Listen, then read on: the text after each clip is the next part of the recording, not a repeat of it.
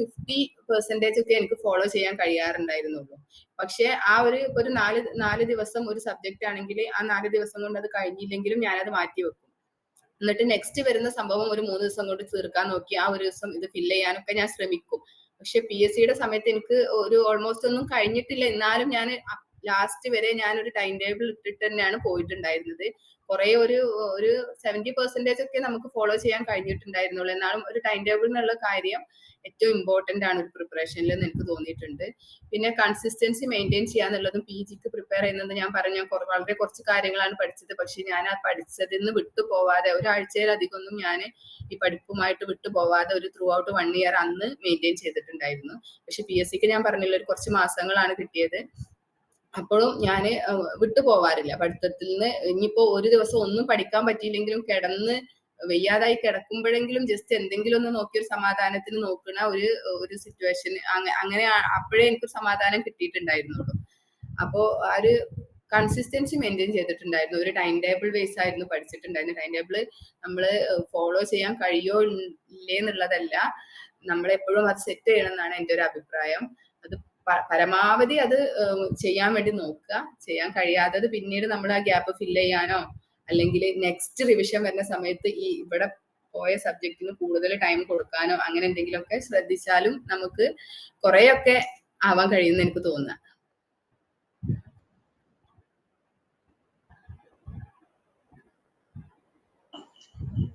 വേറെ ആരെങ്കിലും എന്തെങ്കിലും സംശയങ്ങൾ ഉണ്ടെങ്കിൽ ചോദിക്കാം.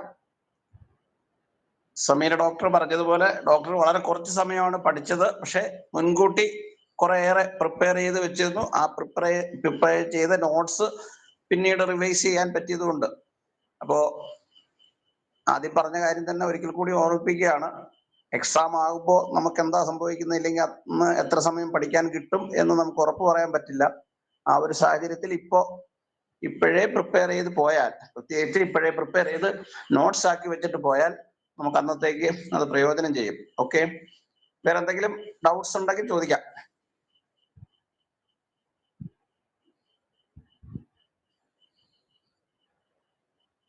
ആർക്കൊന്നും ചോദിക്കാനില്ലേ?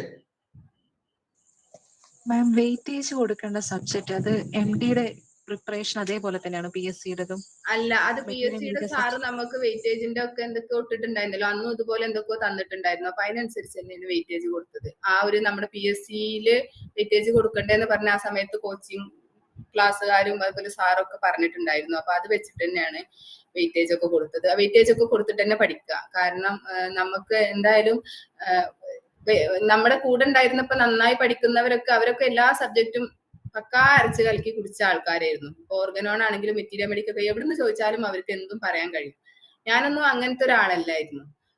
പിന്നെ മുമ്പ് പഠിച്ചു വെച്ചിട്ടില്ല, പിന്നെ അതിപ്പോ പഠിക്കാനൊട്ട് സാഹചര്യം ഉണ്ടായിട്ടില്ല.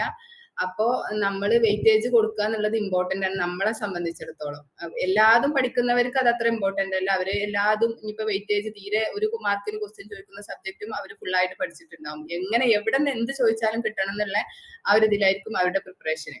പക്ഷെ സമയം കിട്ടാത്തവരെ സംബന്ധിച്ചിടത്തോളം നമ്മൾ വെയിറ്റേജ് ഒക്കെ നോക്കിയിട്ട് തന്നെ പഠിക്കണം. വെയിറ്റേജ് ഉള്ള സബ്ജക്ട് ഹോമിയോപ്പതി സബ്ജക്റ്റിന് കൂടുതൽ ഇമ്പോർട്ടൻസ് കൊടുക്കണം.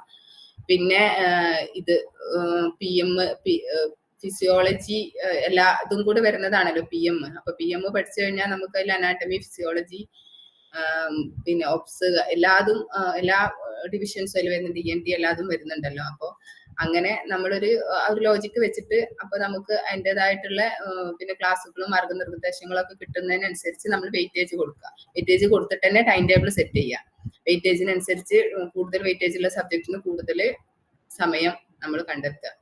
പിന്നെ നമുക്ക് പ്രയാസമുള്ള സബ്ജക്റ്റുകൾക്ക് കൂടുതൽ സമയം കണ്ടെത്തുക. എന്നെ സംബന്ധിച്ച് പറയുകയാണെങ്കിൽ എനിക്ക് മെറ്റീരിയൽ മെഡിക്ക നല്ല ഇഷ്ടമുള്ള സബ്ജക്റ്റാണ് UG പഠിക്കുന്ന സമയത്തെ. പക്ഷെ ഞാൻ ഓർഗനോൺ PG ആയിരുന്നു. പക്ഷെ എനിക്ക് പഠിക്കാൻ ഈ ഒബ്ജക്റ്റീവ് ടൈപ്പ് ഓഫ് വ്യൂല് എനിക്ക് പഠിക്കാൻ ഇഷ്ടമില്ല. അത് പഠിച്ചാലിട്ട് ഒന്നും എത്രത്തോളം ആവുമെന്ന് എനിക്കറിയില്ല. പക്ഷെ കോൺസ്റ്റിറ്റ്യൂഷണൽ ബേസ് ഒരു മെഡിസിൻ പഠിക്കാനും അത് പ്രിസ്ക്രൈബ് ചെയ്യാനൊക്കെ ഇഷ്ടമുള്ള ആളാണ്. അപ്പോ പിന്നെ കീനോട്ടൊന്നും ഒരു കാണാതെ പഠിക്കുക എന്നുള്ളത് എന്നെ സംബന്ധിച്ച് പോസിബിൾ അല്ല. ഞാന് PGക്ക് പഠിച്ചത് കീനോട്ടും ക്രാക്ക് ദ എൻട്രൻസും മാത്രമാണ്. കീനോട്ട് ബൈഹാർട്ട് ഒന്നുമല്ല. ചിലരുണ്ടാവും കീനോട്ടൊക്കെ ഫുൾ ബൈഹാർട്ട് ആയിട്ടുള്ള ആൾക്കാര്. പിന്നെ ബോറിക്ക് നോക്കിയിട്ടേ ഇല്ല, ഞാൻ പറഞ്ഞല്ലോ. പിന്നെ അപ്പൊ ഞാൻ PSC വരുന്ന സമയത്തും എനിക്ക് ഈ പ്രശ്നമുണ്ട് മെറ്റീരിയൽ മെഡിക്കലിന്റെ ഒക്കെ കാര്യത്തില്. അപ്പോ പിന്നെ ബോറിക്കൊക്കെ പഠിക്കാൻ ഒരു ശ്രമം നടത്തി, പക്ഷെ അതൊന്നും ഇതായില്ല. അപ്പൊ ക്രാക്ഡ് എൻട്രൻസ് നല്ലൊരു ബുക്കാണ്. പിന്നെ കുറെ അങ്ങനെ പഠിക്കാൻ കഴിയാത്ത സബ്ജക്റ്റുകളാണെങ്കിൽ നമ്മൾ കുറച്ച് ക്വസ്റ്റ്യൻസ് സക്സസിന്റെ, ഞാൻ പറഞ്ഞ സ്പൈറൽ ബൈൻഡിന്റെ ബുക്കിലൊക്കെ ഓരോ സബ്ജക്റ്റിനും ഒരുപാട് ക്വസ്റ്റ്യൻസ് ഉണ്ട്. അതേപോലെ ക്രാക്ഡ് എൻട്രൻസിലും തന്നെ മെറ്റീരിയൽ മെഡിക്കൽ ഒരുപാട് ക്വസ്റ്റ്യൻസ് ഉണ്ട് അതിന്റെ ഒരു നെക്സ്റ്റ് സെക്കൻഡ് ഹാഫില്. അപ്പൊ അതൊക്കെ ചെയ്ത് പഠിക്കാൻ കഴിയണില്ല എന്നുണ്ടെങ്കിൽ നമ്മൾ അതൊക്കെ ചെയ്യാം. അപ്പൊ നമുക്ക് ആ ക്വസ്റ്റ്യൻസിനോടുള്ളൊരു പരിചയം വരും. അല്ലാതെ ഫുള്ളായിട്ട് ബൈ ഹാർട്ട് ചെയ്യാന്ന് പറയുന്നത് കഴിയും. നമ്മൾ വിചാരിച്ചാൽ കഴിയാത്തതല്ല, നമ്മളാരും പഠിക്കാൻ കഴിയാത്ത ആൾക്കാരും അല്ല. പക്ഷെ നമ്മൾ പഠിച്ചിട്ട് ഉണ്ടാവാത്തവരെ കുറിച്ചിട്ടാണ് ഞാൻ പറയുന്നത്. അപ്പോ അങ്ങനെ ചെയ്യാം. വെയിറ്റേജിനെ സംബന്ധിച്ച് പറയുമ്പോൾ PSC വെയിറ്റേജ് കൃത്യമായിട്ട് ഓരോ സബ്ജക്റ്റിന് എത്ര മാർക്ക് വീതം ചോദിക്കും എന്നുള്ളത് കൃത്യമായിട്ട് PSC നോട്ടിഫൈ ചെയ്യും. PG എൻട്രൻസുമായിട്ട് കുറച്ച് വ്യത്യാസമുണ്ട്. PG എൻട്രൻസിനെ സംബന്ധിച്ച് പ്രാക്ടീസ് മെഡിസിൻ ആണ് അവർ ഏറ്റവും കൂടുതൽ മാർക്ക് കഴിഞ്ഞ കാല ക്വസ്റ്റ്യൻസിൽ വന്നിട്ടുള്ളത്. പക്ഷെ PSCയിൽ ഹോമിയോപ്പതി സബ്ജക്ട് 15 മാർക്ക് വീതം മെറ്റീരിയൽ മെഡിക്കയും ഓർഗനോണും കേസ് ടേക്കിംഗ് റെപ്പർട്ടൈസേഷനും ചോദിക്കുമ്പോൾ 10 മാർക്കേ ഉള്ളൂ പ്രാക്ടീസ് മെഡിസിന്, 10 മാർക്ക് ഫാർമസിക്കും ഉണ്ട്. അപ്പൊ 55 മാർക്ക് ഹോമിയോപ്പതി സബ്ജക്റ്റിനാണ്, ബാക്കി 45 മാർക്കാണ് അലൈഡ് സബ്ജക്റ്റുകൾ വരുന്നത്. അതുപോലെ ക്വസ്റ്റ്യന്റെ പാറ്റേണിലും PG എൻട്രൻസ് ക്വസ്റ്റ്യന്റെ അത്ര ടഫ് ആയിരിക്കില്ല PSC ക്വസ്റ്റ്യൻ. ആ രീതിയിൽ ഒന്ന് അറേഞ്ച് ചെയ്ത് പഠിക്കുന്നത് നന്നായിരിക്കും. പക്ഷെ PG എൻട്രൻസിന്റെ പ്രിപ്പയർ ചെയ്ത് പഠിച്ചു കഴിഞ്ഞാൽ PSC കുറച്ചുകൂടെ ഈസി ആയിരിക്കും. കാര്യം അതിൽ വരുന്ന PSCയിൽ വരുന്ന ടഫ് ക്വസ്റ്റ്യൻസ് പോലും ആൻസർ ചെയ്യാൻ PG എൻട്രൻസ് പ്രിപ്പയർ ചെയ്യുമ്പോൾ കഴിയും. ഓക്കെ, വേറെ എന്തെങ്കിലും സംശയങ്ങൾ ഉണ്ടെങ്കിൽ ചോദിക്കാം, നമുക്ക് സമയമുണ്ട്. സമീന ഡോക്ടർ റെഡിയാണ് താനും നിങ്ങളുടെ സംശയങ്ങൾക്ക് ആൻസർ തരുന്നതിന്.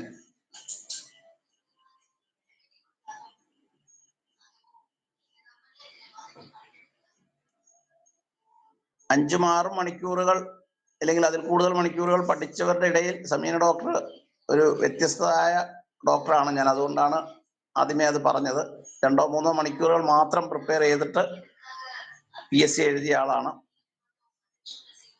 പിന്നാണെങ്കിൽ എന്റെ വേറൊരു കാര്യം പറയുകയാണെങ്കിൽ ഉറക്കല്ല. ഞാന് UG പഠിക്കുന്ന സമയത്തെ ഉറക്കിന് നല്ല ഇമ്പോർട്ടൻസ് കൊടുക്കുന്ന ആളാണ്. ഇപ്പൊ പരീക്ഷന്റെ തലേന്നൊക്കെ എല്ലാവരും ഉറക്കൊഴിച്ച് പഠിക്കുമ്പോൾ എനിക്ക് 6 hours സ്ലീപ്പ് നിർബന്ധമായിട്ടുള്ള, അതായത് ഉറക്കം ഇല്ലെങ്കിൽ എനിക്ക് പഠിച്ചതൊന്നും റീകളക്ട് ചെയ്യാൻ കഴിയില്ല എന്നുള്ളൊരു ചിന്താഗതി ഉള്ള ആളാണ്. പഠിത്തം കുറച്ച് കുറഞ്ഞാലും ഉറക്കത്തിനൊരു കോംപ്രമൈസും ചെയ്യാത്ത. പക്ഷെ PSCയിൽ ഞാൻ ആകെ തകിടം മറിഞ്ഞു. കാരണം എന്റെ ചെറിയ മോൻ ഉറങ്ങൂല. എനിക്ക് ഡെർമറ്റൈറ്റിസിന്റെ പ്രശ്നമുണ്ട്, ഇച്ചിങ്ങും കാര്യങ്ങളൊക്കെ ആയിട്ട് ഉണ്ടായിരുന്നു അന്ന്. അപ്പൊ രാത്രി ഉറക്കില്ല. ഉറക്കം എന്ന് പറഞ്ഞാൽ ഒരു അരമണിക്കൂർ കഴിഞ്ഞാൽ അവനുണരും. അങ്ങനെ നമുക്കൊരു റിഫ്രഷ്മെന്റ് ഉള്ള ഉറക്കില്ല. നേരം വെളുത്താലും ഒരു റിഫ്രഷ്മെന്റ് ഇല്ലാതെയാണ് നമ്മൾ എണീക്കുക. ആ സമയത്തൊക്കെ നമുക്ക് നല്ല സങ്കടം വരും. കാരണം ഞാനാണെങ്കിൽ അങ്ങനത്തെ ഒരു കൺസെപ്റ്റ് ഉള്ള ആള്. ഉറങ്ങാതെ പഠിക്കാൻ കഴിയുന്ന ആൾക്കാര് ഓക്കെ. PG യൂണിവേഴ്സിറ്റി എക്സാമുകളും PSC ഒക്കെ ഞാൻ എന്റെ കൺസെപ്റ്റുകളൊക്കെ തകിടം മറിച്ചിട്ടാണ് ഞാൻ എഴുതി ജയിച്ചിട്ടുള്ളത്. അപ്പോ നമ്മുടെ അതാ പറഞ്ഞത്, സാഹചര്യങ്ങൾ നമ്മളെ കൂടെ ഒരാളില്ല നോക്കാനായിട്ട്. പിന്നെ നമുക്കൊരു റിഫ്രഷ്മെന്റ് ഇല്ല. രാവിലെ രാത്രി ഉറക്കം കഴിഞ്ഞാൽ പകൽ ഉറങ്ങാന്നുള്ള അതിന് സമാധാനം ഇല്ല. കാരണം എല്ലാവരും പഠിക്കുന്നത് കാണുമ്പോൾ നമുക്ക് പഠിച്ചില്ലെങ്കിൽ സമാധാനം ഇല്ല.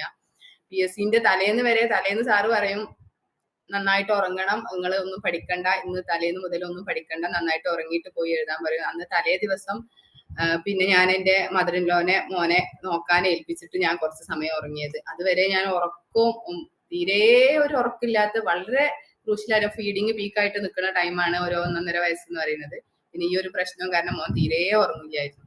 അപ്പോ നല്ല ചില സമയത്ത് നമുക്ക് കരച്ചിൽ വരും, ഉറങ്ങാനൊന്നും കഴിയാത്ത കാരണേ. ഉറങ്ങിയില്ലെങ്കിൽ പഠിക്കാൻ കഴിയില്ല എന്നുള്ള ചിന്താഗതി ഉള്ള ആളും കൂടി ആയതുകൊണ്ട്. അപ്പൊ അങ്ങനെയൊക്കെയാണ് സിറ്റുവേഷൻസ്. നമ്മളെ കാത്തിരിക്കണം നമുക്ക് പറയാൻ കഴിയില്ല.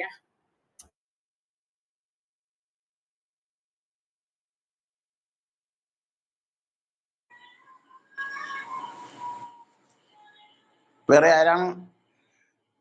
എന്തെങ്കിലും ചോദ്യങ്ങളുണ്ടോ?